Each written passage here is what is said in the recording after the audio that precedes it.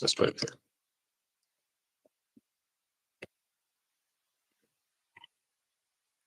Okay, everybody, can you all see the board?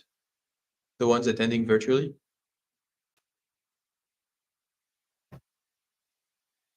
Can you guys hear me? Yeah, okay, yeah, great, awesome. Okay, I just want to make sure.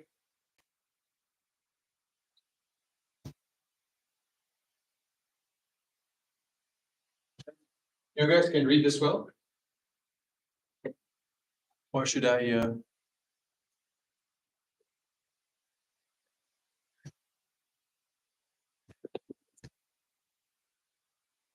It's better, I guess. Okay. Okay, so let's continue where we left off. So recall the group action.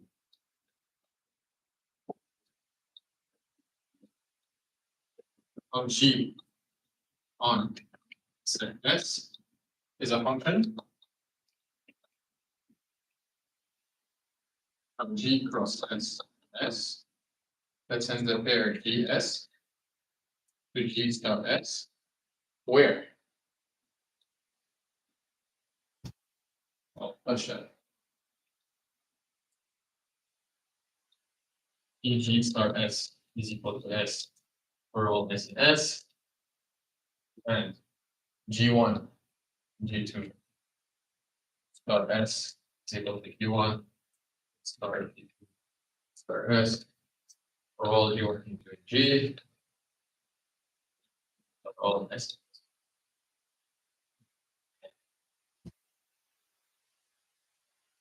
Okay, I assume you can read this. The ones there. Someone please reply. Someone of the people attending, please reply. Yes, we can. Okay, so I'll keep this. Okay, now we define the orbit of S. It's just the set G star S. This G is a G, and the stabilizer of S and S is just the set G and G that fixes, that leave S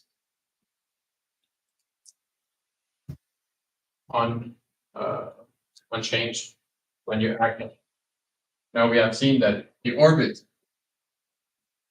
S, if G is acting on G by conjugation,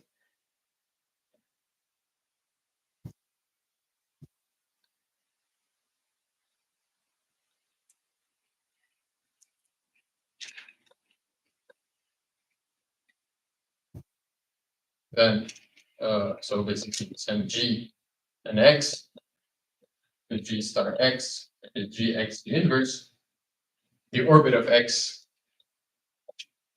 the conjugacy class of X,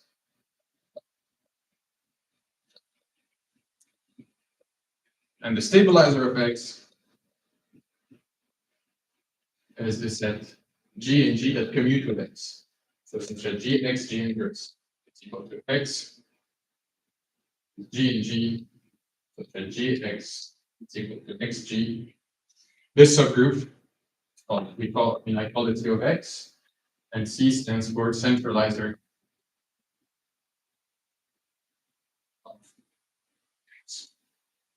Okay.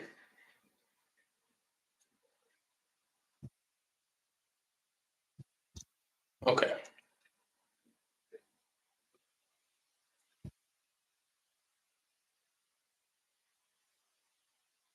Now, let's prove one more important theorem. I think the most fundamental theorem of this. We prove that sub S is a subgroup of G. Now we'll prove, if you remember in the assignment, you prove that there is a bijection between the left cosets of GCX and the equivalence and the conjugacy class of X, right? You remember this? Where you send the coset GCX to GX the inverse. If you remember this, you have shown that this is a well-defined bijection between these two sets. Good? Yeah. Now, what do you assume? Like, what is the analog of C of X in this case? Try to have a look. What is the analog of C of x? So if I want to formulate the theorem, what is C of x? C of x is like stabilizer, right? And conjugacy class is like the orbit. So the orbit stabilizer theorem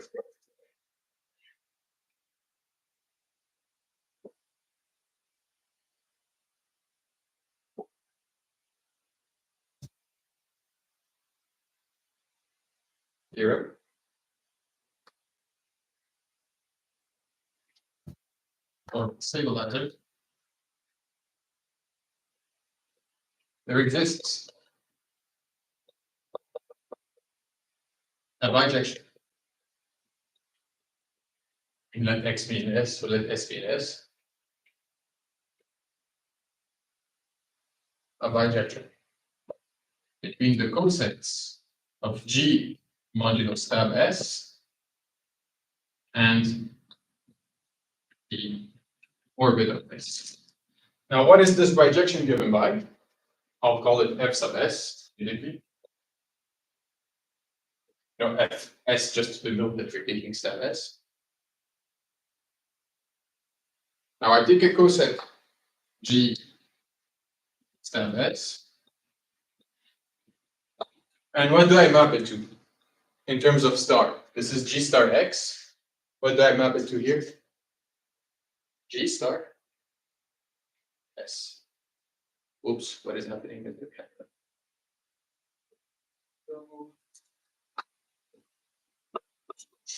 Okay. Can you guys read? Yeah, I can read. Could you please, everything is good? Please, can you reply? Yeah, okay. Now let's prove that this is a bijection, and this is well defined.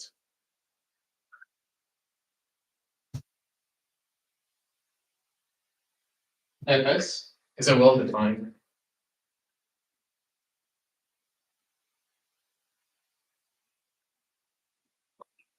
bijection.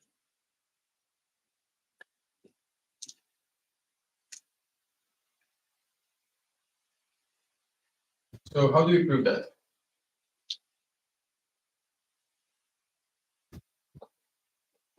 So let G1, G2 be G, but let G1 stab S is equal to G2 stab S.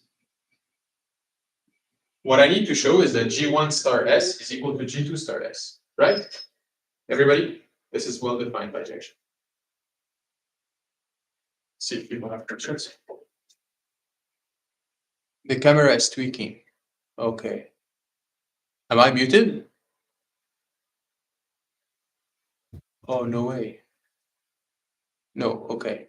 I'm not muted. Okay.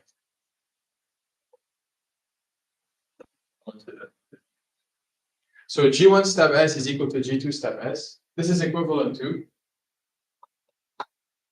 G2 inverse G1 belongs to stab S. Isn't it right? Yeah. This is equivalent to, all right. There.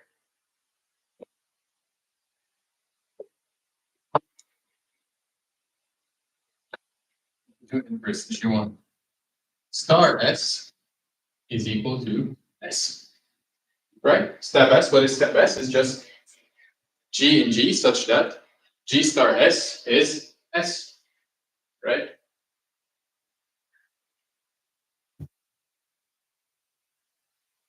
Are we following? Now, are we good? Yeah. Now, what do I do? How do I show that G1 star S is equal to G2 star S? What do I multiply by on the left to cancel the G2 inverse? How do I cancel the G2 inverse? G2 multiplied by G2 star inverse G1 star S is equal to G2 star S. Well, it's not multiplying, it's really acting by G2. Now, the properties of a group action, I can say this is G2 G2 inverse G1 star S is equal to G2 star S. So this is G1 star S is equal to G2 star S.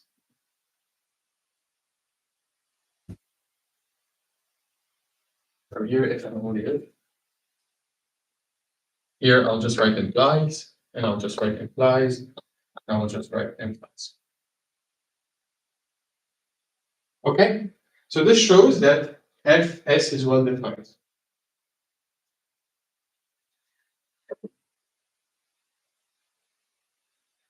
Yeah, exactly. Thank you, Sylvie. This shows that F is well defined. Okay, now I need to show that Fs is injective. So maybe I'll just write this one here. This implies, let's say, that Fs of G1 is equal to Fs of G1 step S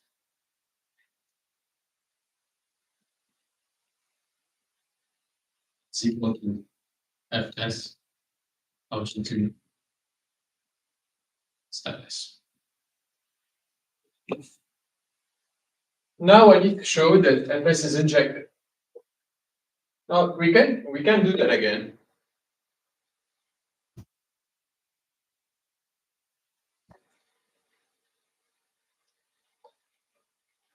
We can do that again. I want you to think of it this way. Suppose that Fsg1 step S is equal to Fsg2 step S. Okay, so just rewrite this. Fs, let me check.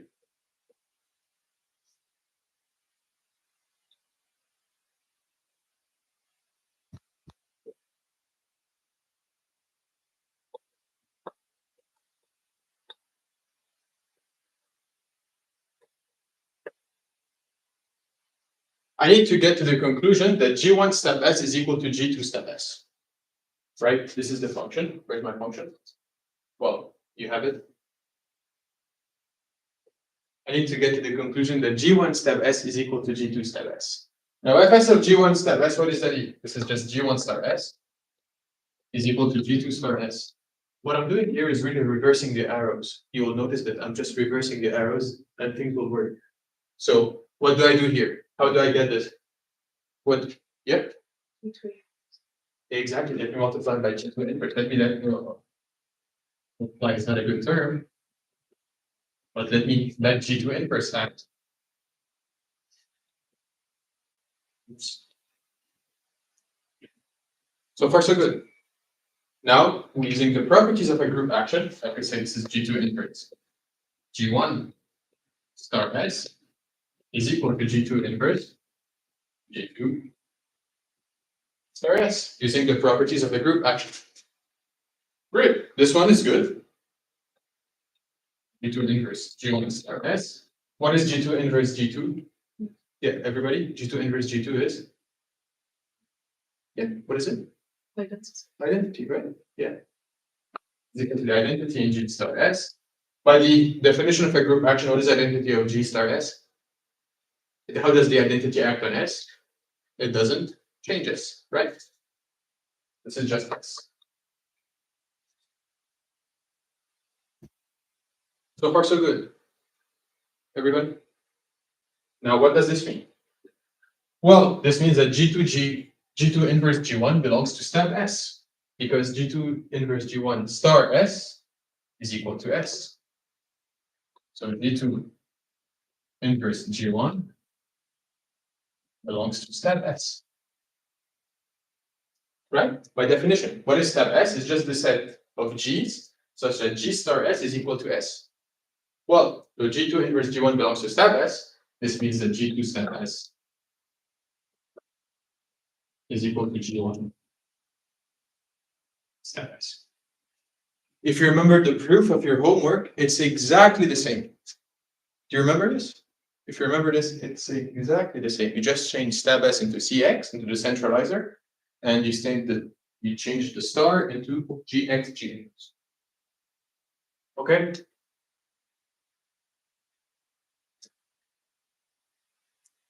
Yeah.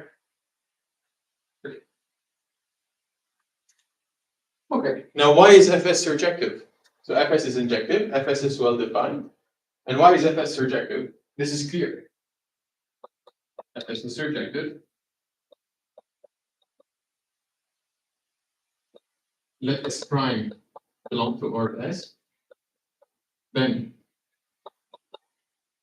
there exists, let's say, H in G, such that H star S, so H star S is equal to S prime, right? This is the definition of orbit of S. So orbit of S, recall that this is just G star S as G is in G. So you fix S and you store it by all the elements of G. So S prime is equal to H star S. What is that? So just equal to A H star S. So Fs is surjective. Okay? Is it clear? Again, look at the proof of homework 4. It's exactly the same steps. Okay? Exactly the same steps. Look at what you did and look at this. These are exactly the same thing.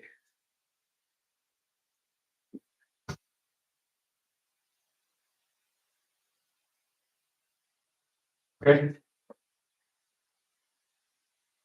Great. So far, so good. Okay, now what else did we prove? That being in the same conjugacy class is a what? Being conjugate is an equivalence relation, right? Remember this? Being conjugate, being in the same conjugacy class is an equivalence relation. So if I define G1, I define a relation saying that G1 is related to G2, if there exists G such that G1 is equal G, G2, G in, oh man, G, G2, G inverse. So if I define this relation, oh,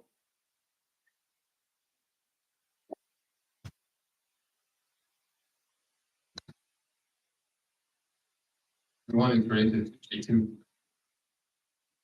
if there exists G and G, such that G2 is G, G1, G inverse. This is an equivalence relation on G. You remember this? So basically, being in the same conjugacy class is an, everyone, is an equivalence relation. Right. Now, what is the analog of an equivalence class in this context of group actions? That's the whole orbit, right? Okay. What is the analog of equivalence classes in this context? It's the orbits, right? If you take the action of conjugation on G by itself, what is the orbit of X? It's just the conjugacy class of X. So I could define here an equivalence relation.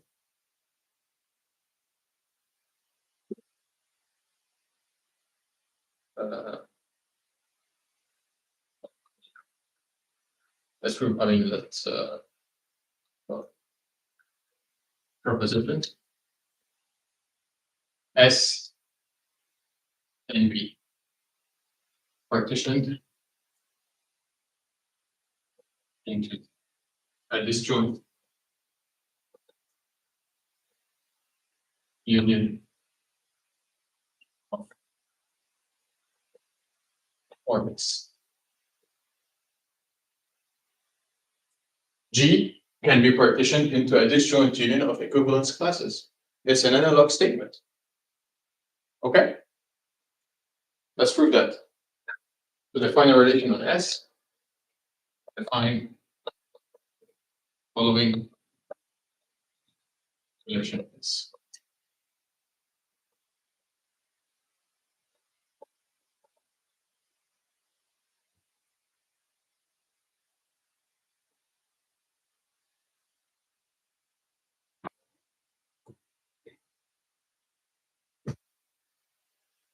S1 is related to S2 if and only if there exists G and P such that G star S1 is equal to S2. G x G inverse is equal to G1 G inverse is equal to G2. Okay? Do you guys see this? Do you guys see this?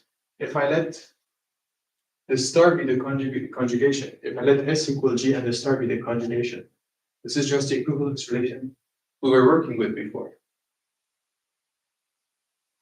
What do I know about this still relation? What is it? What do I need to show? It's an equivalence relation, right? Still is an equivalent.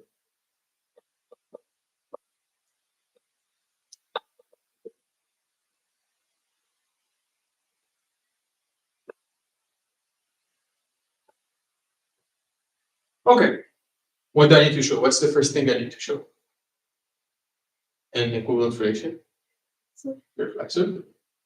One, reflexivity. Let S be in S. Is S related to S? Can I find an element such that an element in G such that this element star S is equal to S? What is it? Is that it?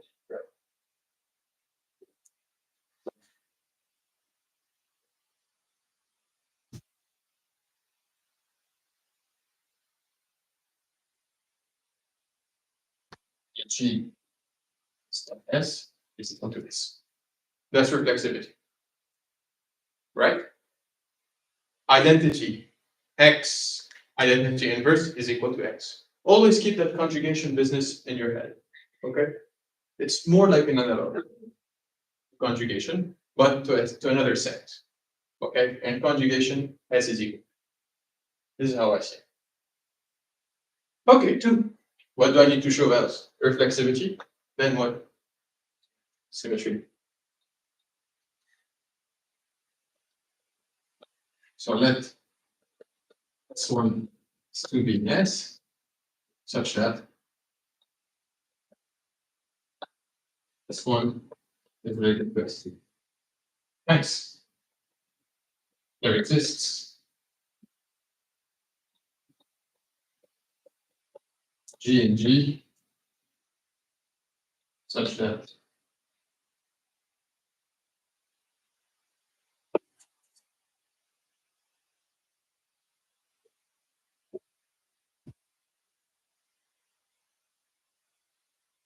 G star S1 is equal to S2.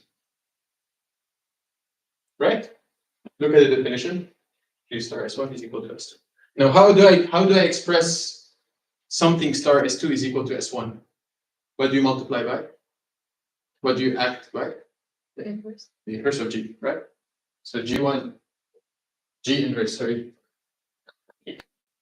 star G inverse of 1 equal to G inverse star S2. G inverse star G S1, this is just G inverse. By the property of a group action, by the definition of a group action, identity star S1, what is that equal to? Everyone, identity star S1? Yeah. That's good. Good. So this is just S1 is equal to G inverse star S2. Okay? And you had to do that. You really had to do that. But just instead of a star, you had Gx G inverse in your homework. Does that ring a bell? Like, does it ring a bell? Right? I mean, you know, if you had G x G inverse is equal to y, multiplied by G inverse, right? You get G inverse y, the inverse inverse. Same thing, just in a more general notation. This is what this is how you should. Whenever you're stuck in that, I mean, I don't know if it's a good advice, but whenever you're stuck in this, try to go back to conjugation. See, okay, how I do this in conjugation? Could I translate this into this stuff, to this action? Okay? If you're stuck mathematically, try to do that. I mean, there are other actions that I do, but conjugation is the one we work with the most. Okay? Great. Now what do I have to show? I've shown reflexivity, so S2 is related to S1. Now, what do I need to show? I've shown symmetry. What do I need to show? Transitivity. That's not bad. 3. Then S1, S2, S3, and S, such that S1 is related to S2, and S2 is related to S3. There exists G, let's say G prime and G, such that G star S1 is S2, and G prime star S2 is S3. Right? Everybody? Now I need to find an element in G such that this element in G star S1 is equal to S3. What is my candidate here?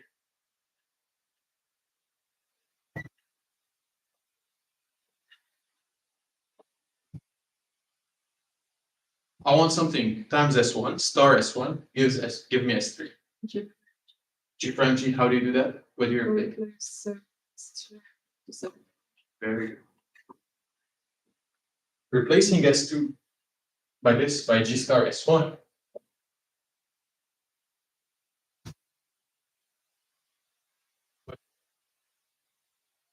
Prime star G star S1 is equal to S3, and by the property of a group action, by the definition of a group action, so S1 is related to S3. Transitivity is proved. Equivalence relation, what do I have immediately? My set S can be partitioned into disjoint union. Is a union of equivalence, the disjoint union of the equivalence classes. In particular, two orbits are either, well, two equivalence classes of this relation are either equal or disjoint. Very good. Say, don't be shy. Say it out loud, okay? Don't say it. Say it. Disjoint, like. Say it loudly. Don't.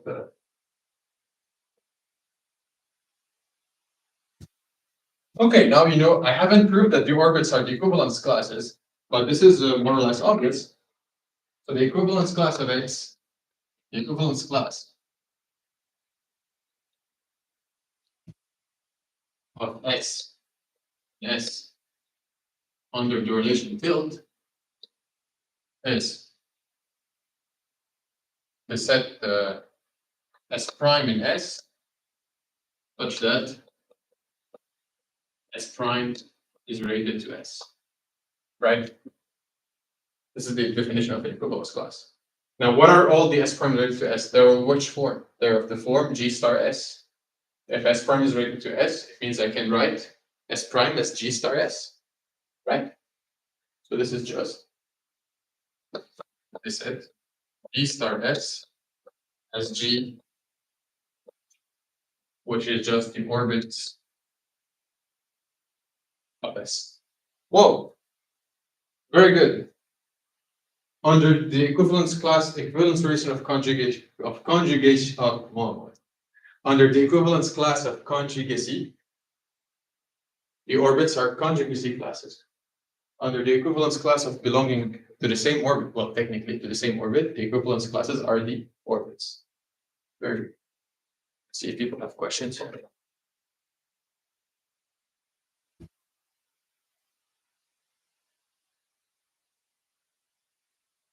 Okay. Great. We're so good. Yeah, I wanted to be done with this makeup lecture quickly so that you can go and study it afterwards. It's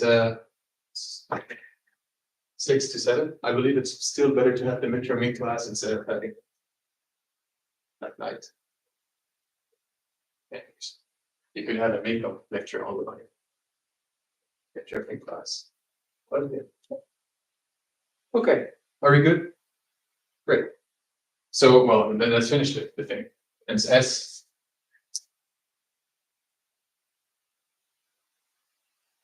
And S is can be partitioned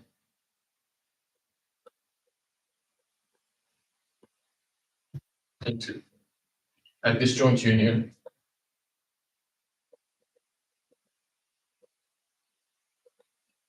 of orbits. In particular, this is a property of equivalence classes. In particular, two orbits are equal or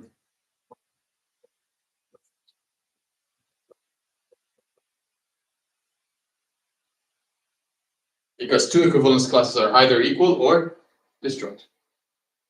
So at the beginning, I told you equivalence relation is important for one reason, just leading to this lecture. Okay? Great. Okay, now what do I do with equivalence relation in general? What do I do? How do I represent them? What do I pick in an equivalence relation? How do I represent an equivalence class? What do I pick? A, representative, right? So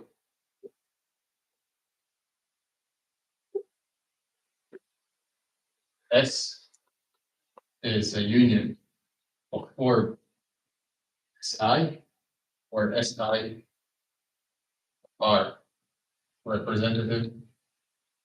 Oh man, that's a long union, anyways, of the distinct orbits.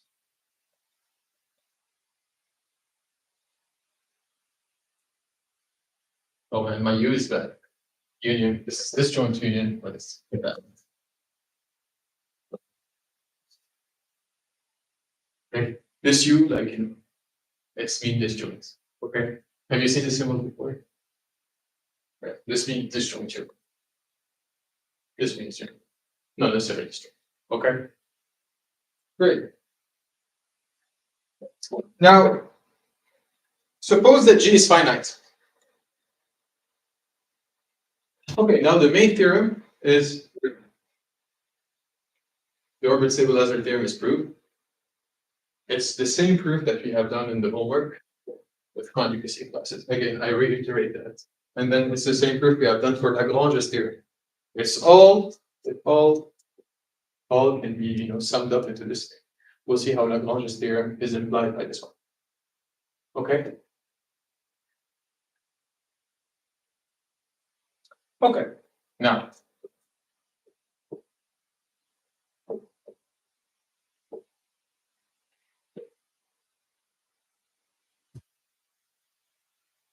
suppose that G is finite.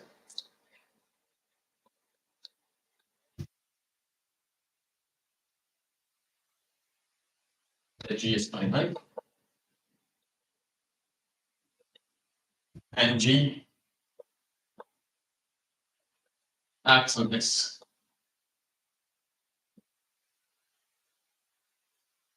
Now let S be an S. I claim that the size of the orbit of S divides the order of G. It should be obvious. Why is that? The orbit of S is in bijection with what? With the set of the left coset of G by stab S, right? Orbit.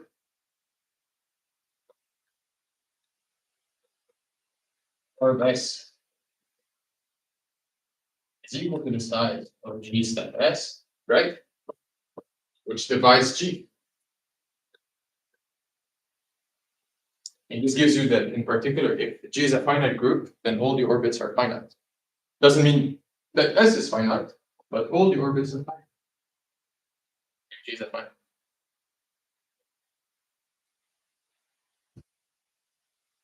Okay, is that clear? Because by Lagrange's theorem, G star S, I mean, let's write this. G equal to G star S. Star S. Right.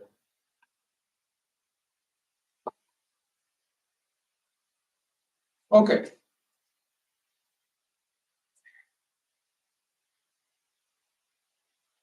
Good. Pretty good. It's a bit fast. It's a lot fast. But...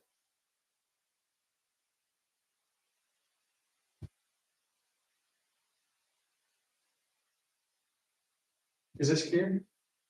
Is this clear? Yes. Why do I have the equality of orbits equal to G? Oh, you have proved that there is a bijection between the left coset of stat S and orbits. If you have a bijection between these two, then they have the same cardinality. Good. Is it clear? Yeah.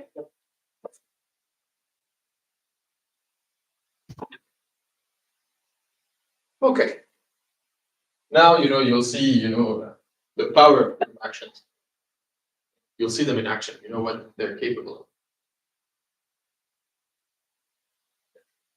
Now, in particular, let's say if G is a prime number, if G has prime order, what are the possible sizes of the orbits? Say G is 5. Orbit could have size 1 or 5. Right? That is a very powerful thing. Let's prove that. Let's prove something. And a very, very, very important theorem of this course is called Cauchy's theorem. I'll give this, well, should I keep this one here? I need this one, but I'll keep it.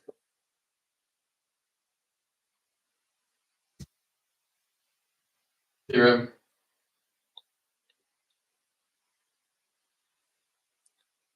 Cauchy.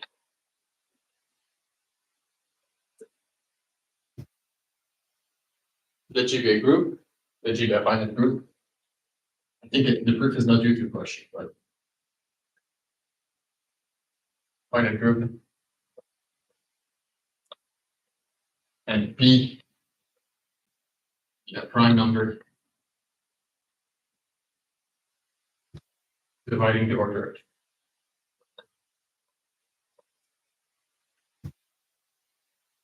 G as an element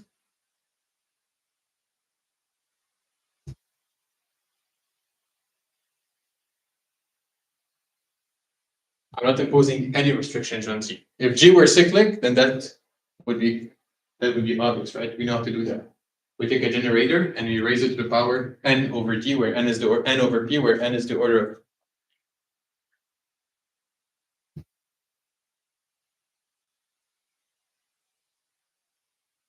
Okay.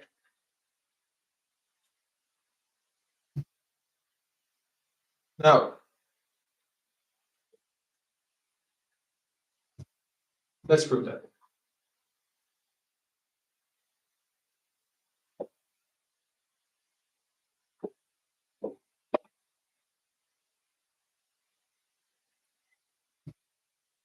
Now it's a weird action. The action here is a bit weird. The set S is a bit weird, but and the group on which it's not weird. It's out of nowhere. Okay, so let's prove that.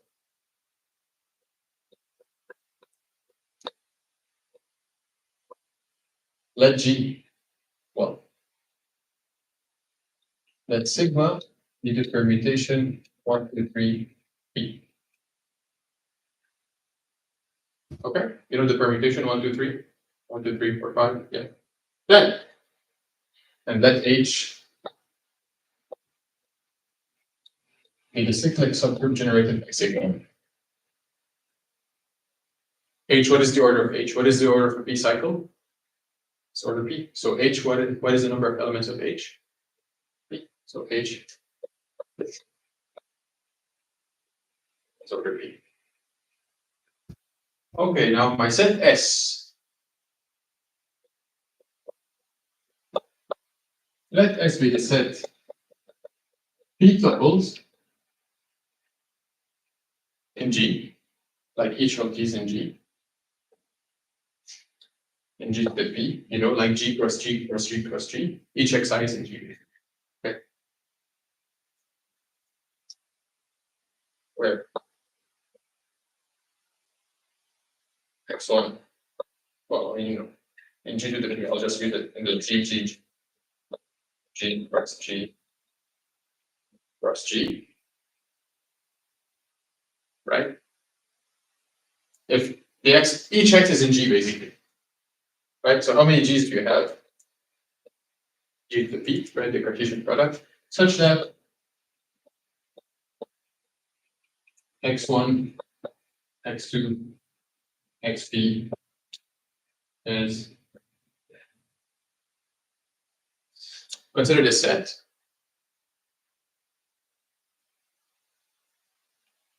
It's a set of all P tuples where each coordinate is in G, but I'm imposing a restriction that the product of these is the identity. Now, what is the cardinality of S?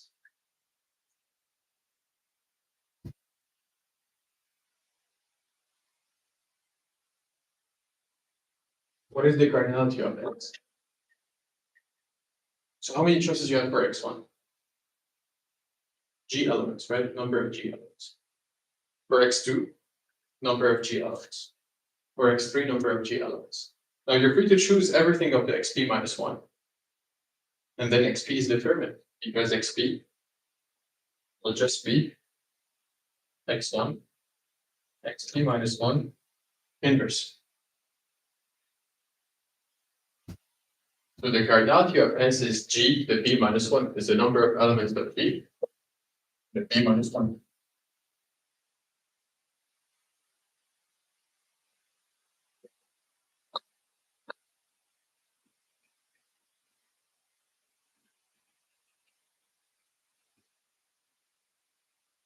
Okay? Is it clear? Everybody, is it clear? Just a counting arc.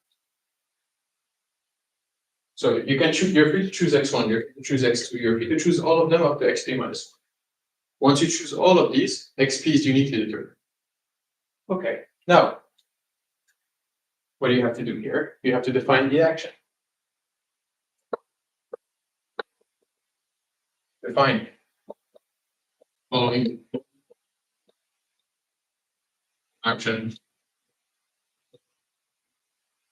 of H.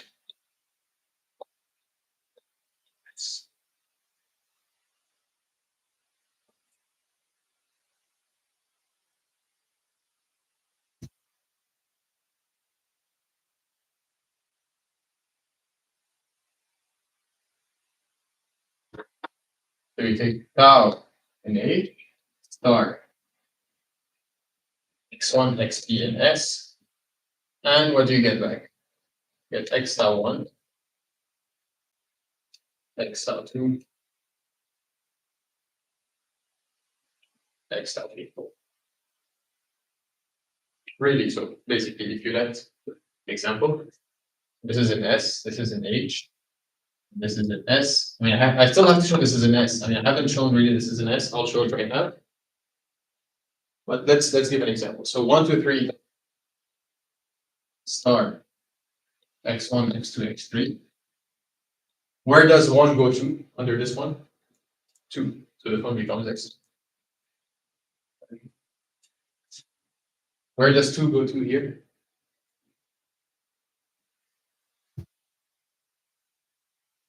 Right.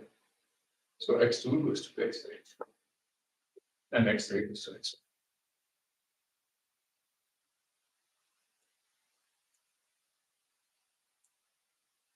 Okay? It's clearly like group action, right? It's just like tau acting on 1, 2, 3, 4 of the beat. So star is clearly a group action.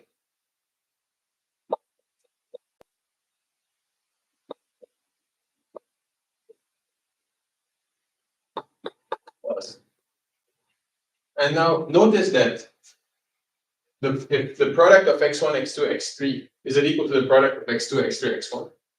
If this is equal to the identity, or is this equal to the identity?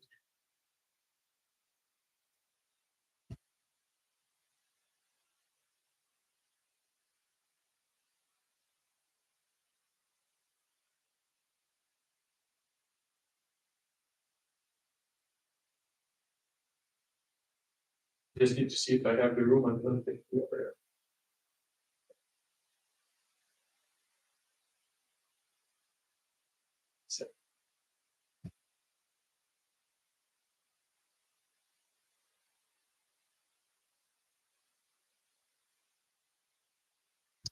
Okay. Is that equal to the identity? I think I'm done. Okay, so I don't have time to let people. Okay, so we'll pick up this on Monday. We'll pick this up on Monday. Yeah. Okay. Yeah. Any questions for the people?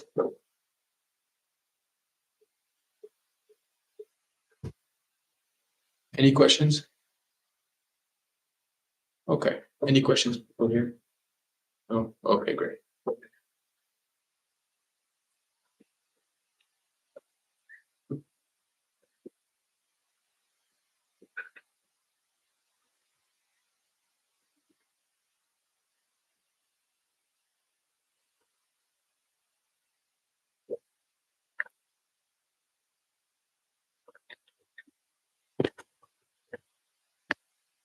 No problem.